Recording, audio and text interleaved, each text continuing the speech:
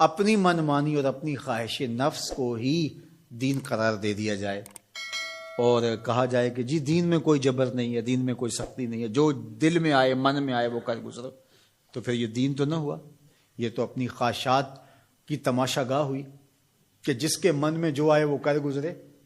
یہ تو چھوٹا سا گھر ہو 3 مرلے کا 2 مرلے کا، جھونپڑی ہو، ان جھونپڑیوں کے بھی اصول ہوتے ہیں، ان کے بھی ضابطے ہوتے ہیں۔ یہ 3 مرلے کے 5 مرلے کے سکول بنے ہیں، ان کے بھی ضابطے، ان کے بھی قوانین ہوتے ہیں۔ دیہاتوں کے ضابطے، جنگلوں کے آتے ہیں، جنگل میں کوئی قانون، لیکن جنگل میں بھی کوئی قانون ہوتا ہے، اس میں بھی کوئی ضابطہ ہوتا ہے۔ تو کیا اسلام کوئی لاوارث دین ہے کہ ہر بندہ اپنی خواہش کے مطابق منہ اٹھائے اور جو اس کا جی چاہے وہ کر گزرے، اور کوئی اسے پوچھنے والا نہ ہو، اس پر کوئی قدغن لگانے والا نہ ہو، اس پر کوئی پابندی لگانے والا نہ ہو؟ یہ کوئی لاوارث دین ہے؟ اس دین کی بنیادوں میں صحابہ اور اہل بیت کا خون ہے، خود رسالت مآب کا خون ہے اس کی بنیادوں میں، تو یہ کوئی لاوارث دین نہیں ہے۔ تو یہ تشریح خود ساختہ ہے لا اکراہ فی الدین کا مفہوم، کہ دین میں جی کوئی جبر نہیں ہے۔ جبر سے یہاں مراد جو ہے وہ دین لانے میں کسی کو مجبور نہیں کیا جائے گا، باقی جب دین کوئی قبول کر چکا ہے تو پھر اس کے ضابطے، اس کے قوانین اس کو اختیار کرنے پڑیں گے۔ آپ 15 دن کے لیے وزٹ ویزے پہ کسی ملک میں جاتے ہیں اور آپ ان سے 100% اختلاف بھی رکھتے ہو، ان کے مخالفین میں آپ کا نام سر فہرست بھی آتا ہو، ان کے شہری نہیں ہیں آپ، لیکن 15 دن کے لیے آپ وہاں گئے تو وہاں لینڈ کرنے سے لے کر واپس آنے تک ان کے قوانین کے مطابق آپ پابند ہوں گے اپنی زندگی کو ڈھالنے کے۔ تو یار ایک ملک جو دنیا کے کسی گوشے میں ہے اور اس کے بنائے ہوئے انسانوں کے قوانین، آپ وزٹ کے لیے وہاں جاتے ہیں تو وہاں بھی آپ کو پابند ہونا پڑے گا۔ تو جس دین کو دل اور روح نے قبول کیا ہے اس کے ضابطے کیا قبول ہی نہیں کیے جائیں گے؟ منمانی اور خواہشات کی دنیا میں آباد رہ کے زندگی گزاریں گے تو پھر دین تو نہ ہوا۔ دین تو اپنی خواہشات کی قربانی کا نام ہے، اپنی آرزوؤں کو قربان۔ اسلام کا کیا معنی ہے؟ گردن نہادن، فارسی میں تسلیم کردن، سر تسلیم خم کر دینے کو اسلام کہتے ہیں۔ اسلام ماننے کا نام ہے۔ اسلام کے جو احکامات ہیں، ہمارے نفس پہ شاک بھی ہوں گے، ظاہر ہے کہ بہت ساری چیزیں ہوتی ہیں نفس پہ شاک ہوتی ہیں، لیکن جو قوانین اور ضابطے دیے جاتے ہیں اس کے جو انتہائی فوائد ہیں ان پہ نظر رکھی جاتی ہے۔ آپ بچے چھوڑنے جا رہے ہیں اسکول میں اور آپ نے دفتر فیکٹری کہیں پہنچنا بھی ہے تو وہاں آپ کو 60 سیکنڈ کے لیے اشارے پہ رکنا پڑا تو آپ بڑے بے چین ہیں کہ پہلے ہی تاخیر ہو گئی، اب واپس میں نے آنا بھی ہے اور فیکٹری بھی جانا ہے اور بچے کو بھی اسکول پہ وقت چھوڑنا ہے اور مجھے یہاں 1 منٹ تک رکنا پڑے گا، لیکن آپ کو رکنا پڑے گا، آپ پابند ہیں رکنے کے۔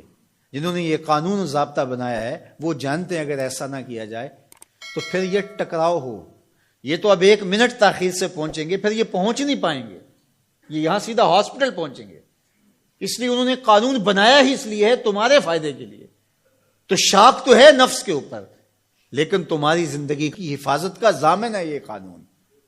تو اسلام کے قوانین اگر سخت بھی تمہیں دکھائی دیں لیکن تمہاری دنیا کی بہتری اور آخرت کی بہتری کے ضامن ہے اسلام کے قوانین اور ضابطے۔ تو ان کے مطابق اپنے آپ کو ڈھال لینا ہی سربلندی اور سرفرازی ہے، اور جو اپنے آپ کو اس کے مطابق نہیں ڈھالتے تو وہ کبھی بھی اسلام کے ثمرات اور اسلام کے فیوز و برکات سے کبھی بھی مالا مال نہیں ہو سکتے۔ تو ایک پہلو یہ ذہن میں رکھیے گا کہ اس کا یہ مفہوم کہ دین میں سختی نہیں ہے۔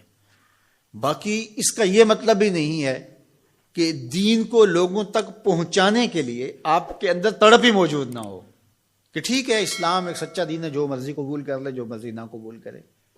یہ اختیار ضرور دیا گیا ہے، لیکن میری اور آپ کی یہ انتہائی کوشش ہونی چاہیے کہ جس سے ہم محبت کرتے ہیں اس کی ہدایت کے لیے کوشاں ہوں اور اس کو خوبصورت دلائل کے ذریعے سے دین کی طرف راغب کریں۔ اور یہ پیغمبروں کی زندگی تھی، ورنہ وہ بھی کتاب چوک میں رکھ دیتے، اس کو پڑھ لو، جس کا جی چاہے اسلام لے آؤ، جس کا جی چاہتا ہے اسلام نہ لائے، بات ختم ہوئی۔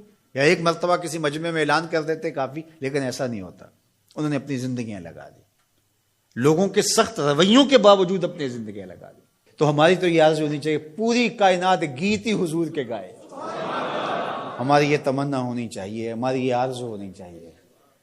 تو میں تو خطباء سے اپنے یہاں پڑھنے پڑھانے والے سب کو کہتا ہوں کہ اپنی دعوت کا جو پیرایا ہے اس کو ذرا وسیع کرو، آپ اس انداز سے دین کی بات کرو کہ تمہاری بات دنیا کے تمام طبقات کو قابل قبول ہو. اور انشاءاللہ وہ وقت آئے گا، صحیح حدیث میں لکھا ہے، طے شدہ امر ہے کہ ایک وقت آئے گا کہ پوری دنیا کے اوپر جھنڈا صرف میرے حضور کا ہوگا.